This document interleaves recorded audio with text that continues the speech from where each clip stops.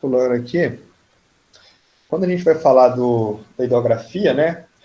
E aí a gente pode relacionar a hidrografia tanto com o clima e também com o relevo, tá?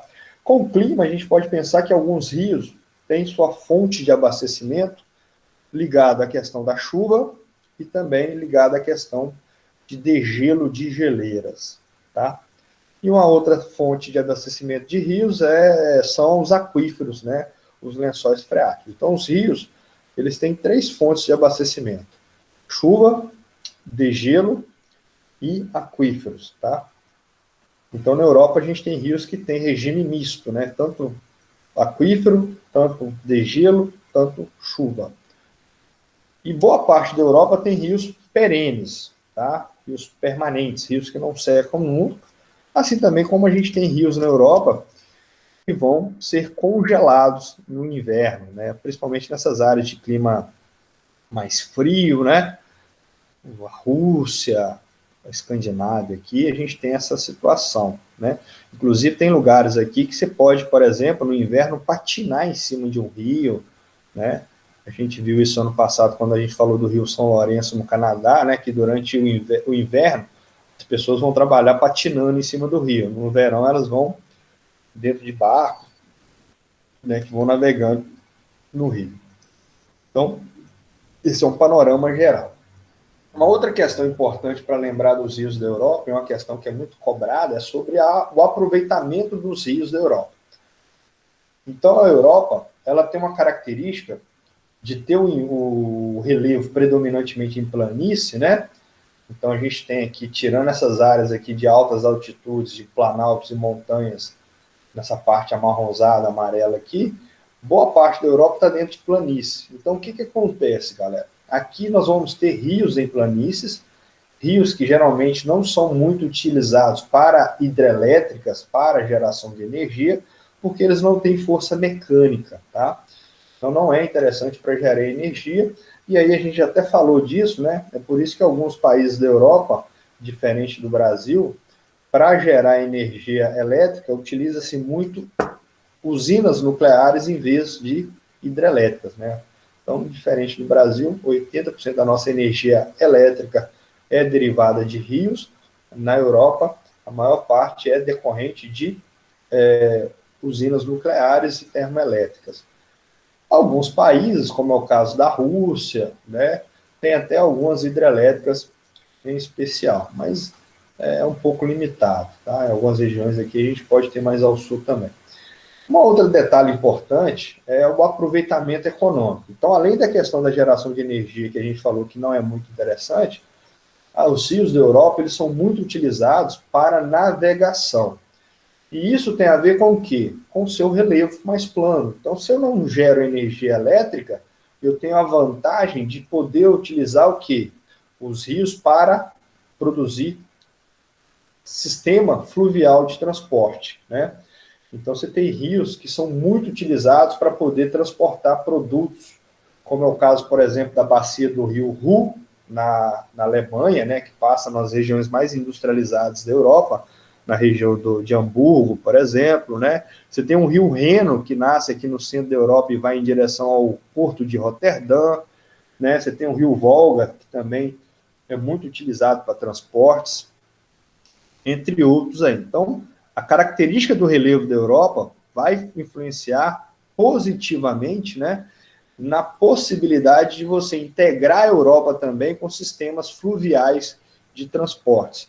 E aí a gente sabe que o transporte fluvial, o transporte em rios, assim como o transporte ferroviário, que é muito utilizado na Europa, ele torna mais barato a produção, ou seja, diferente do Brasil que usa muita rodovia, né? Então a Europa consegue aproveitar essa vantagem do relevo, influenciando no seu sistema de transporte intermodal, né? Com predomínio de ferrovias e no caso também de hidrovias, né?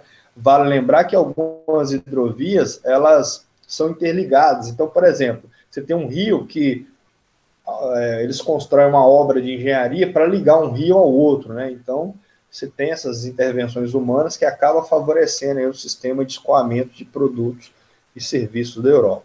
Então, além da questão de transporte, né? Uma boa parte dos rios da Europa são usados também para a questão do abastecimento de cidades e também para a agricultura. Então, você tem lugares que acaba tendo agricultura irrigada, né? E também o fato de você usar para abastecimento de áreas urbanas, cidades. Então, de maneira geral, a Europa, né, ela tem uma hidrografia de rios que não tem grandes extensões territoriais, né? Se a gente comparar, por exemplo, o Rio São Francisco, o Amazonas, o Rio Paraná, né, que são rios gigantescos perante comparado com os rios da Europa, né? Os rios da Europa geralmente são rios pequenos, de pouca extensão, de pouco volume d'água. No Odilon, onde que entanto, se localiza o maior lado do Rio da Europa? Você sabe? eu acho que é o Rio Danúbio, tem que checar aqui, tá?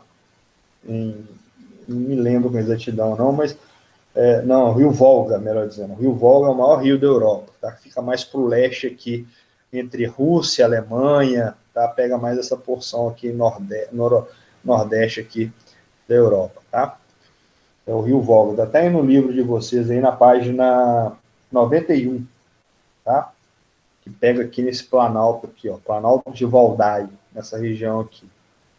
Tá? Então passa num pedacinho da Alemanha, num pedacinho da Rússia. Então é o maior rio. Agora, a gente poderia destacar outros rios, sem ser o Rio Volga, né? Um rio que a gente chama atenção, eu até mostrei na aula anterior para vocês, é o Rio Danúbio, né? Que é um rio que durante a Guerra Fria ele não era utilizado para transporte de mercadorias, por quê? Você tinha aquela divisão entre socialismo e capitalismo, né? Então você tinha o que a gente chama de cortina de ferro, digamos assim. Então o rio ele nasce numa área capitalista e em direção à área socialista. Então você não tinha interação dessas áreas por causa da Guerra Fria. Após a Guerra Fria ele começa a entrar de novo, ele começa a ser utilizado para poder transportar produtos, né, e serviços, né. Você tem um rio, né, aí no caso também falando do Rio Danúbio, né, é o segundo mais extenso da Europa, né, então ele vem nessa região centro, sentido leste aí, no sentido Mar Negro aí, em especial. Vou tentar representar aqui, então ele pega mais ou menos aqui e vem aqui em direção ao Mar Negro, tá? Então também é um rio que tem uma importância de integração, né, entre o centro e o leste da Europa, lembrando que quando você chega aqui no Mar Negro, você pode sair aqui pelo Estreito de Bósforo e de Dardanelos, entrar no Mediterrâneo, aqui você pega o Canal de Suez e vai em direção ao Oceano Índico, né, vai para a Ásia. Então, em vez do navio sair aqui, atravessar a África, descer, então você consegue encurtar a distância usando a integração desses sistemas de transporte fluvial dos rios com a integração desses mares, né? E outras obras de engenharia que o homem fez para poder facilitar o escoamento, né? Então, aqui você consegue, por exemplo, tirar produtos aqui do centro da Europa, passando via Mar Negro, Mar Cáspio, etc., e passando aqui, chegando aqui no canal de Suez. Então, a gente faz essa integração que diminui o custo de transporte, facilita na questão produtiva aí, né? Então, só para a gente avançar aqui, voltei para falar um pouquinho da relação do relevo, né, com a hidrografia e depois falar também da questão climática. No caso aqui da hidrografia, né, então aqui a gente tem algumas características mais marcantes, né, você tem grandes quantidades de rios, mas como eu falei, você tem rios de pequenas extensões e de pouco volume d'água, né, no caso aí, 2/3 do território, né, são construídas em áreas de planícies fluviais, então você tem ainda o aproveitamento da questão do uso desses rios. A região mais elevada do relevo europeu, como os Alpes, os Pirineus, né, o Planalto Central Russo, o que eles têm de comum? Eles dividem, né, as bacias hidrográficas. Então, por exemplo, onde eu sei que começa e termina o rio Volga, o rio Danúbio, o rio Reno, né, o rio Sena, Tâmisa, que são os rios, o rio Tejo, os rios mais assim, importantes da Europa, é justamente na integração deles com o relevo. Então, o relevo também funciona como divisores de água, tá? Da mesma forma acontece com o Brasil, quando você sabe onde termina o Rio São Francisco, onde começa o Rio Paraná, o Rio Amazonas, tem a ver com a diferença da questão dos relevos, tá? E, além disso, né, boa parte das nascentes desses rios estão nessas montanhas, né, nessas áreas de altos planaltos, que basicamente têm um bom aproveitamento econômico, né? Aqui nesse mapa aqui, a gente já tem os rios mais importantes, digamos assim, mais famosos, né? Então, aqui a gente tem o Rio Reno, né, que é um rio que sai aqui da região da Suíça, pega aqui pedaço da França aqui e vai em direção ao porto de Roterdã, né? Então ele é usado, né? O rio Elba, Oder, Vístula, né? O rio Danúbio, como eu falei, né? Então esse que pega aqui do centro da Europa e vem em direção ao Mar Negro, né? Então esse rio aqui durante a Guerra Fria não era muito utilizado, né? Você tem o rio Po no norte da Itália que é muito utilizado também para a questão da agricultura, né? Porque você tem uma área que, como eu já comentei, por ter tido eventos vulcânicos aqui, você tem um solo fértil, e aqui é muito usado para agricultura também, né? Outros rios menores, intermediários aqui, o Douro, o Tejo, né, em Portugal, né? O rio Sena, um rio muito famoso na França, né? O Tamisa, na Inglaterra. Então, esses aqui são os rios mais importantes, né? Aí aqui tem o rio Volga, que o Igor perguntou recente, né? Se é o maior rio da Europa, né? E aqui o Danúbio, que é o segundo maior em extensão territorial, né?